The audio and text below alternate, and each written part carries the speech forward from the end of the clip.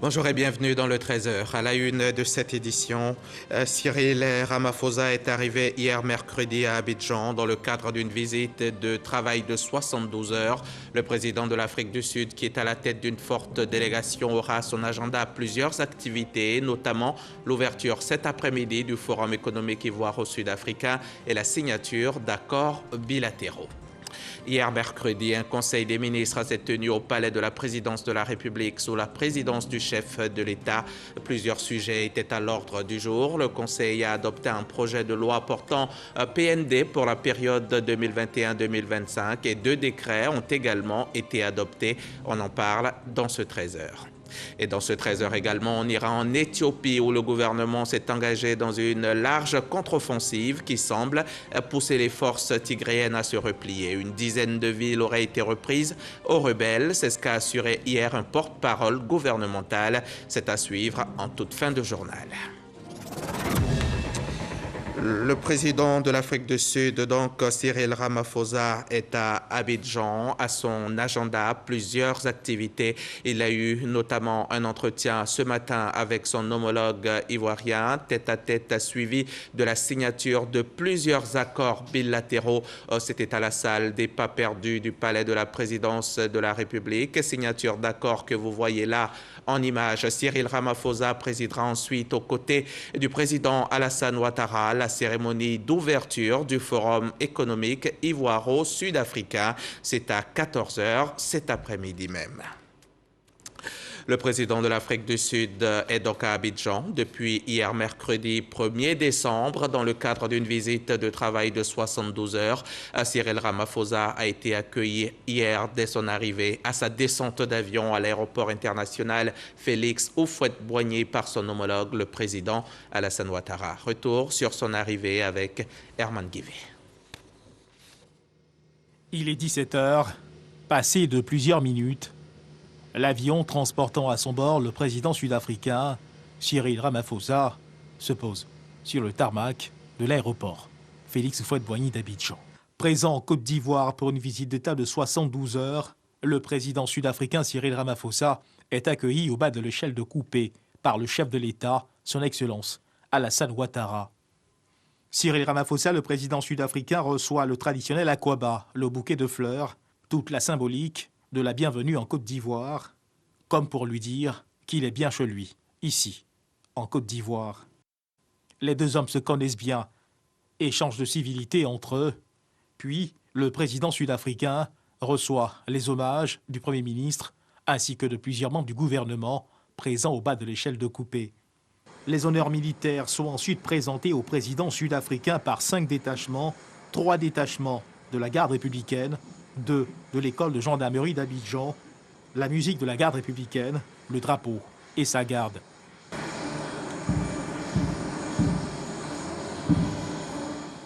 Les deux chefs d'État prennent tout de suite la direction du pavillon présidentiel où attendent plusieurs invités de marque. Tous veulent, à leur façon, présenter leur civilité à l'hôte de la Côte d'Ivoire. Le président sud-africain, le président ivoirien Alassane Ouattara se retire ensuite dans un salon privé du pavillon présidentiel pour un bref échange.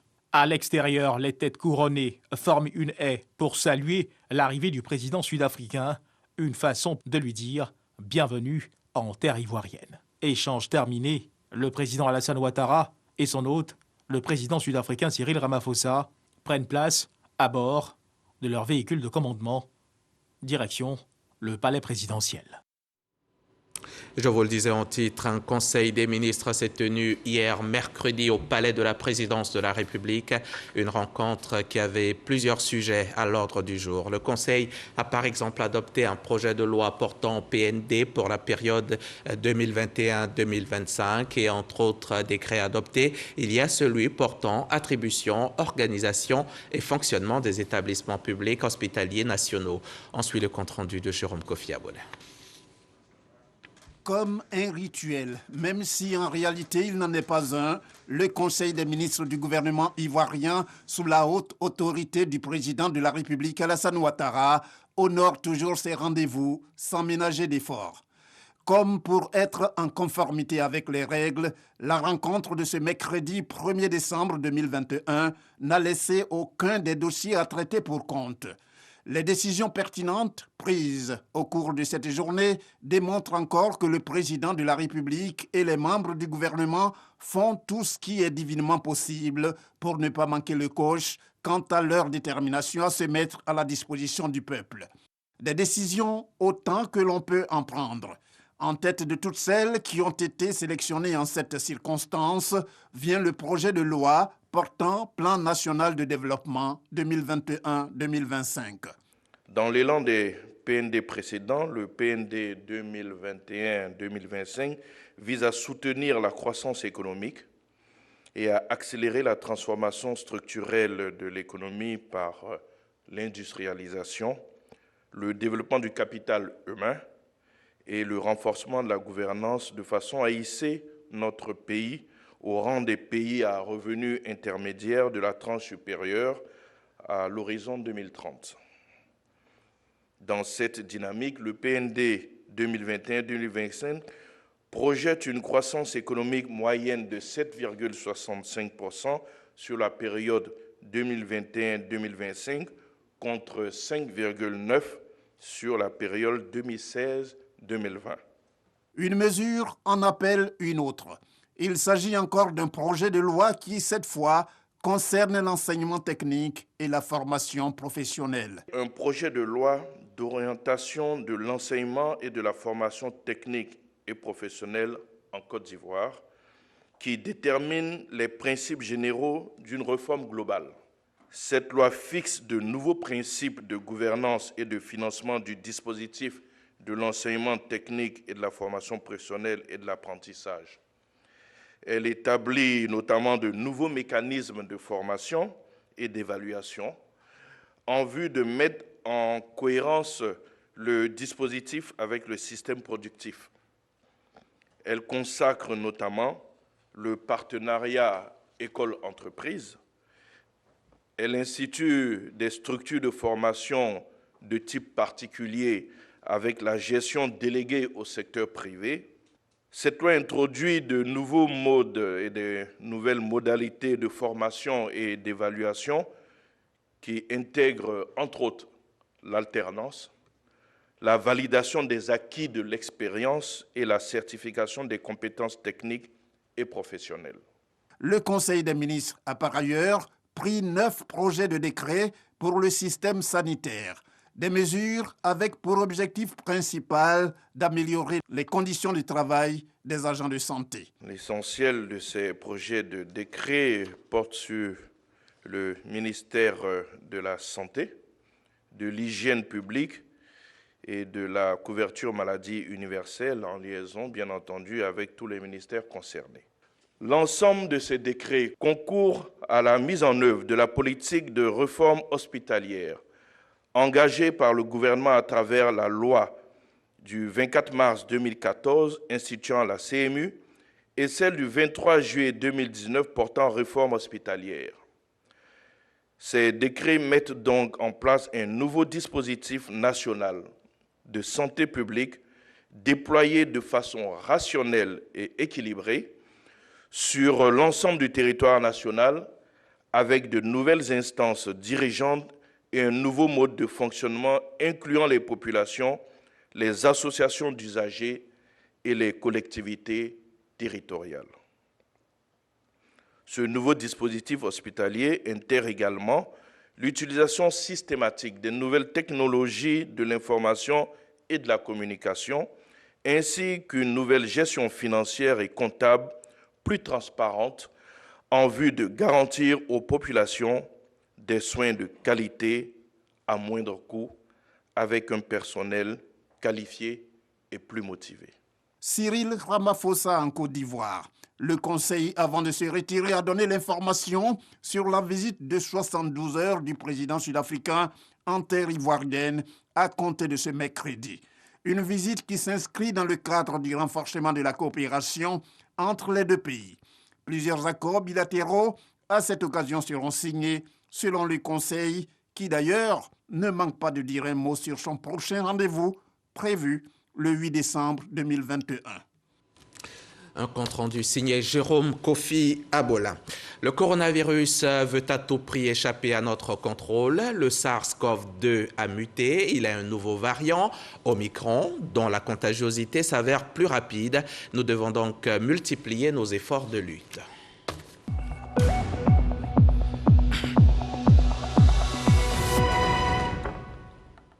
Le monde compte à ce jour 264 millions de personnes touchées par le coronavirus. Parmi elles, 5,22 millions sont mortes. Ici en Côte d'Ivoire, ce sont 704 décès qui ont été enregistrés sur un total de 61 758 malades depuis mars 2020. 28 nouveaux cas ont été confirmés dans la seule journée d'hier mercredi et 251 cas sont actuellement actifs. Les gestes barrières et le vaccin, voilà nos seules alternatives pour être à l'abri.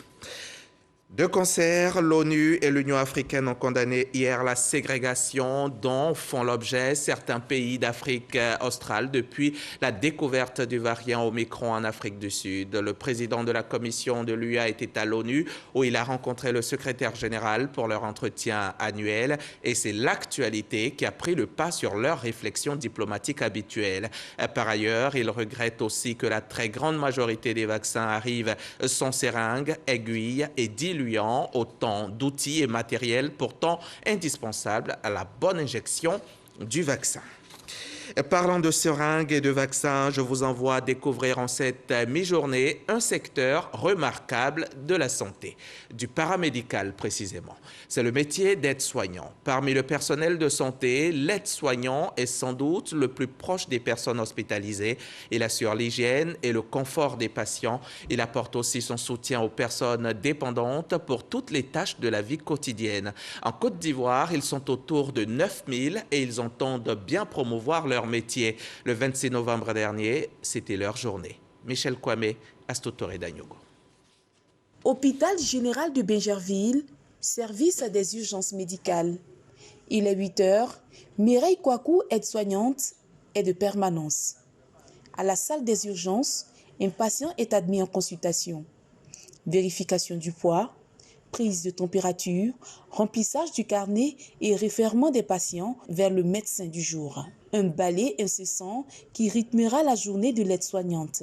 Quand j'arrive le matin, je reçois les malades d'abord, j'accueille le patient avec le sourire, j'installe le patient, je prends les constants du patient, je l'installe dans le bureau du médecin. Quand il y a des urgences, nous aidons les infirmiers dans les tâches, les soins infirmiers. Nous travaillons beaucoup, au maximum 50 malades par jour. Parmi les métiers du paramédical, celui des aides-soignants est l'un qui s'exerce avec le plus de proximité auprès des personnes admises en soins. Quand le patient vient, il faut qu'il soit à l'aise pour ne pas qu'il y ait des infections nosocomiales. Il faut beaucoup d'aides-soignants pour l'hygiène même de la chambre, du lit du patient. Maillon essentiel de la chaîne de soins, l'aide-soignant exerce sous l'œil vigilant de l'infirmier ou du médecin. On le retrouve dans tous les services de santé. Je demande aux aides-soignants de continuer d'être toujours accueillants, que l'attente entre eux et les infirmiers et les sages-femmes continue, la complicité qu'il y a, que cette complicité continue toujours pour le bien-être des patients. Sans les aides-soignants, je ne peux pas dire qu'on ne peut pas travailler, mais en tout cas, ils jouent un rôle très, très important à l'hôpital. On peut recevoir plus de, souvent, 60-70 malades. Souvent même, on a atteint 100. Et souvent, on est là jusqu'au soir. C'est un métier. Il faut avoir l'amour du métier. Et quand tu n'as pas l'amour, là, tu ne peux pas. S'appuyant sur les soins relationnels, l'aide-soignant assure l'hygiène et le confort des patients. Il apporte son soutien aux personnes dépendantes. Quand une dame arrive, elle se plaint des douleurs, elle est vraiment désespérée, elle dit qu'elle ne peut plus, elle est fatiguée. Je suis à côté d'elle, je la remonte, je lui dis que ce n'est pas facile. C'est comme ça, nous tous nous sommes passés par là. Après l'accouchement, la mère est heureuse après avoir porté son bébé, elle oublie toute cette douleur. Bien qu'ils rencontrent des difficultés dans l'exercice de leur métier, c'est l'occasion pour eux d'améliorer la qualité de leur service à travers des sensibilisations. Par nous-mêmes, notre passage dans les hôpitaux pour parler un peu à nos partisans, parler un peu à nos membres de l'association. Nous sommes un maillon très important dans le système sanitaire. On n'est pas à négliger. Alors il faut se donner de la valeur. Sur les groupes WhatsApp que nous avons créés, on fait des formations, des contenus là-bas, en attendant que le ministère puisse répondre à nos revendications. Les aînés essaient de donner des conseils aux cadets pour leur montrer la conduite à tenir. En Côte d'Ivoire, la célébration nationale de la Journée mondiale de l'aide-soignant se tiendra le 4 décembre 2021 à Abidjan. Rappelons que la Côte d'Ivoire compte plus de 9000 aides-soignants et auxiliaires de santé. On va quitter l'hôpital et on va se mettre à la lecture. L'ouvrage que je vous propose parle de croissance économique en Afrique, état des lieux et perspectives à l'ère du coronavirus. On y parle par exemple de la croissance économique forte de ces 2 dernières décennies et qui pourtant n'a pas réduit la pauvreté et le chômage. C'est un livre témoignage et l'auteur n'est autre que l'ancien ministre de l'économie Adama Koné.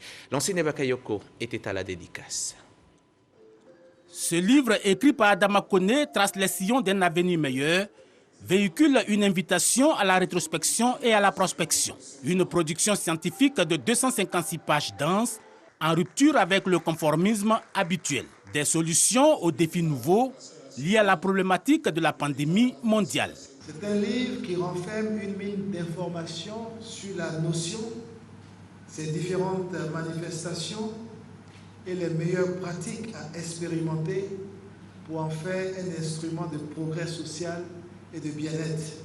Travailler au bien-être des populations, c'est résoudre l'épineuse question du chômage, augmenter les revenus des salariés et surtout créer les conditions d'une croissance résiliente, durable et inclusive. Cette croissance robuste oblige l'Afrique à tirer les leçons des modèles économiques exclusivement adossés à l'exportation des matières premières brutes.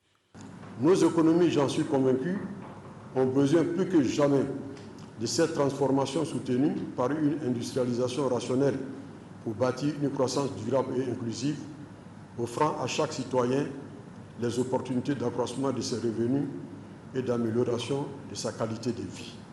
Dans cette ambiance de morosité où 39 millions d'Africains ont sombré dans la pauvreté en raison de la pandémie mondiale, la Côte d'Ivoire fait office de rescapé. Pas nécessairement du fait de la Providence, mais grâce au plan national de développement mis en place par le gouvernement depuis 2011. Une véritable success story. Notre conviction est qu'en s'appuyant sur les success stories de ces 8 dernières années, la Côte d'Ivoire peut aller encore plus loin pour accélérer la croissance inclusive et durable et asseoir une société solidaire, une société de prospérité partagée. Selon les anticipations du Fonds monétaire international, la Côte d'Ivoire devrait enregistrer un rebond de sa croissance autour de 6% en 2022, en ligne avec les niveaux d'investissement projetés par le président Alassane Ouattara.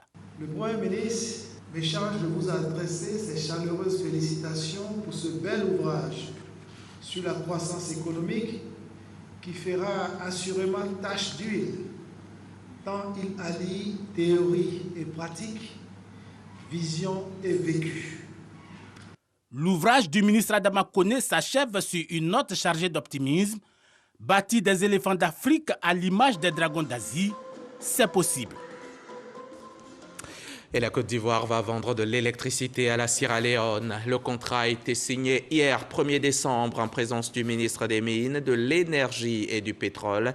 Ce sont 70 gigawattheures d'électricité qui seront ainsi fournis les 2 premières années à la Sierra Leone et 100 gigawattheures la 3e année. Le reportage de Jean-Luc Bambo. Après la Guinée, la Sierra Leone. Un autre contrat d'achat d'énergie signé par la Côte d'Ivoire dans le cadre du projet d'interconnexion entre les 4 pays de la sous-région que sont le Libéria, la Sierra Leone, la Guinée et la Côte d'Ivoire. Aboutissement d'un processus qui a débuté en juin 2020. Le projet CLSG devient à la fois un lien physique et un outil d'échange économique stratégique à la disposition de nos pays. Les contrats d'achat d'énergie en cours de signature sont des contrats bilatéraux de 3 ans renouvelables de type TKP et comporte les mêmes obligations pour tous les acheteurs. La Côte d'Ivoire s'engage à fournir 70 gigawattheures à la Sierra Leone pendant les 2 premières années et 100 gigawattheures la 3e année. De quoi résoudre une partie des problèmes en électricité de ce pays. We are happy we've signed the PPA today, and what we are expecting. Nous sommes contents de signer cet accord de fourniture de courant électrique avec les autorités ivoiriennes, car notre ambition est de faire en sorte que chaque Sierra Léonais ait du courant électrique chez lui à la maison. C'est même ce que notre peuple attend le plus. Au-delà des protocoles et des signatures, il me faut ramener de l'électricité au pays pour que chaque foyer puisse allumer le courant électrique la nuit tombée. Le ministre des Mines, du Pétrole et de l'Énergie a exhorté ses collaborateurs à prendre toutes les dispositions afin de mettre en œuvre le plus tôt possible le contrat qui vient d'être signé. L'attente est très forte en Sierra Leone à la suite de cette mission effectuée ici en Côte d'Ivoire. Ils attendent l'électricité et il est donc important que nous nous mobilisions pour que l'électricité soit disponible pratiquement dès leur retour au pays. Après la Guinée et la Sierra Leone, le Libéria est le prochain pays qui devrait signer un autre contrat d'achat d'énergie avec la Côte d'Ivoire dans le cadre de ce projet d'interconnexion sous-régionale. Alors maintenant, à la découverte des nouvelles réformes des concours administratifs. C'est avec le directeur général de la fonction publique lors de la rencontre hebdomadaire du CICG. Le directeur général de la fonction publique était donc face aux internautes et aux journalistes, et parmi eux, Wotianga Noël Danyogo et Grace Kando. Le directeur général de la fonction publique, invité du 7e numéro hebdomadaire du Centre d'information et de communication gouvernementale CICG. Pendant environ 1 heure, Soro Ninagafol s'est appesanti sur les nouvelles réformes engagées dans le cadre des concours administratifs session 2021. Cette nouvelle dynamique a entraîné le renforcement de la politique de déconcentration des concours dans les régions avec l'extension aux villes de Bondoukou, Man et San Pedro. Il y a des cours de préparation en ligne qui permettent aux candidats de se mettre à niveau avant d'aller à la compétition. Le ministère, toujours dans l'esprit de la transparence et de l'équité, a mis en place un comité d'éthique. Haute innovation, c'est la publication des résultats par vagues successives à mesure que les concours se déroulent. À ces nouvelles réformes s'ajoute le collège de supervision. C'est un collège qui a pour mission de veiller au bon fonctionnement de l'ensemble de l'organisation des concours depuis l'inscription jusqu'à la proclamation des résultats. Les inscriptions des concours de la fonction publique à session 2021 ont débuté lundi 21 juin et ont pris fin vendredi 6 août 2021. Au total, 115 979 candidats ont été inscrits pour 111 829 dossiers validés pour composition sur table et 4 150 sur étude de dossiers. Les compositions se tiennent sur 15 sessions dans 75 centres, dont 57 à Abidjan et 18 à l'intérieur du pays, avec 72 superviseurs de centres. La sécurisation des concours cette année est assurée par la Gendarmerie nationale. On va maintenant à Vavois, au centre-ouest de la Côte d'Ivoire. Le ministère de l'Emploi et de la Protection sociale y était cette semaine. Adama Kamara était en contact avec des populations pour promouvoir les offres de services. Il y a procédé au lancement d'une tournée nationale dénommée la Ronde du Social, une caravane au cours de laquelle il expliquera entre autres les avantages de la couverture maladie universelle. On en sait plus avec Soro Corona, RTI Boaké. Le ministre de l'Emploi et de la Protection sociale face aux fonctionnaires et agents de l'État, aux acteurs du secteur informel et aux populations de Vavois.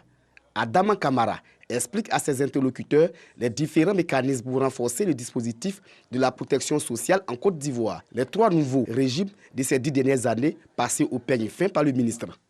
Le régime complémentaire des retraites, le régime du travailleur indépendant et la couverture maladie universelle. Même si ces différentes offres de services sociaux sont peu vulgarisées, elles sont bien accueillies. Nous, les artisans du secteur privé, il était difficile pour nous de pouvoir avoir une sécurité sociale. Et nous prions Dieu pour que tous les artisans puissent s'intéresser à la chose. À travers cette séance d'information, de sensibilisation et d'échange. Le ministre Adama Kamara lance ainsi la ronde du social. La ronde du social est désormais la tribune pour la promotion des acquis de la protection sociale en Côte d'Ivoire. Le président de la République n'a pas fait que penser au secteur public. Il a fait adopter ce qu'on appelle le régime social du travailleur indépendant. Ce régime social du travailleur indépendant permet d'avoir, eux aussi, qui ne sont pas fonctionnaires et agents de l'État, une retraite. Nous avons estimé qu'il fallait faire une promotion à la mesure de la générosité de l'action du président de la République. On a voulu commencer cela dans une ville comme Vavois. Après ce lancement de Vavois, la ronde du social va sillonner toutes les régions du pays afin de mieux vulgariser ces différents régimes sociaux. Et du côté de la Bagoué, au nord de la Côte d'Ivoire, l'actualité, c'est cette réunion conjointe du conseil municipal et du conseil régional de la Bagoué. L'objectif affiché, c'est la promotion de la cohésion sociale en vue du développement de la région. C'était au quartier Fagayogo à Bundiali. Le témoignage d'Ami Sissoko, notre correspondante sur place. Une grande première dans la région de la Bagoué. 2 conseils en eux.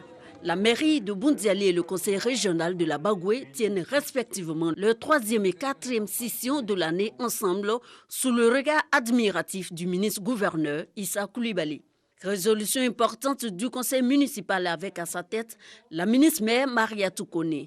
L'adoption du budget primitif 2022 de 415 millions 15 000 francs CFA est en hausse de 44 843 000 francs CFA par rapport au précédent.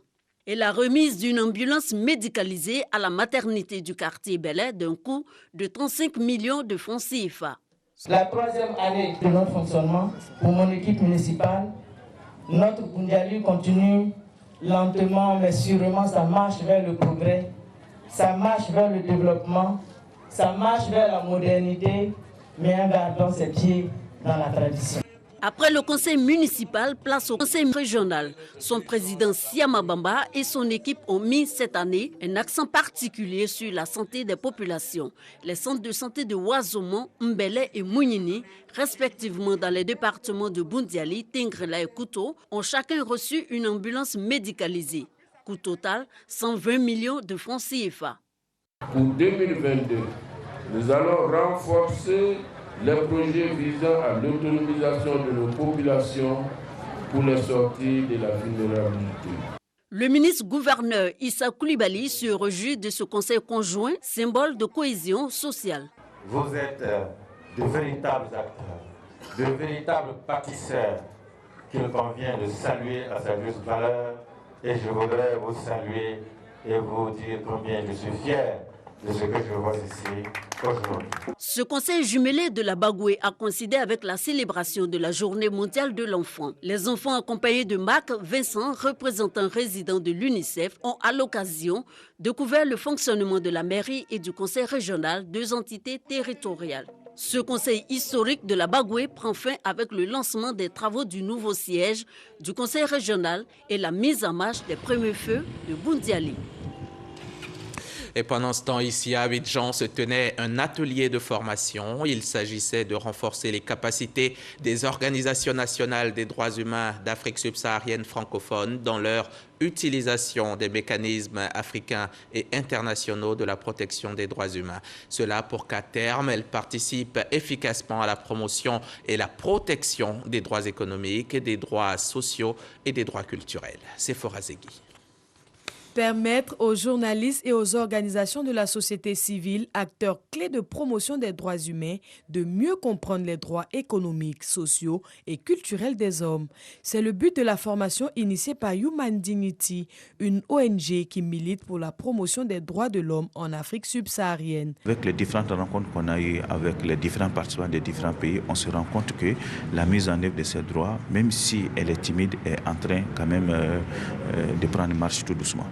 L'Organisation de défense des droits économiques, sociaux et culturels de l'homme, Human Dignity, veut à travers cette formation contribuer à vulgariser ces droits inhérents à la vie. Avec nos partenaires du RIDEF et du MIDH, nous avons constaté que les droits économiques, sociaux et culturels sont particulièrement négligés sur le continent et qu'il était nécessaire d'outiller, d'équiper tant les journalistes que les représentants d'OSC sur la manière de mieux communiquer sur ces droits, de sensibiliser les populations, mais aussi de mieux plaider pour des changements au niveau national. Human Dignity est une ONG française créée en 2014. Depuis cette date, elle accompagne ONG et hommes de médias dans la promotion des droits économiques, sociaux et culturels. Elle fait également des plaidoyers pour la prise en compte de ces droits dans les politiques sociales des gouvernements d'Afrique au sud du Sahara. Est-on en train d'assister à un nouveau renversement de situation en Éthiopie? Les rebelles tigréens et leur coalition s'étaient récemment approchés à moins de 200 km d'Addis Abeba, faisant planer une menace sur la capitale. Mais depuis plusieurs jours, le gouvernement s'est engagé dans une large contre-offensive qui semble pousser les forces tigréennes à se replier. Une dizaine de villes auraient été reprises aux rebelles tigréens. C'est ce qu'a assuré hier un porte-parole gouvernemental.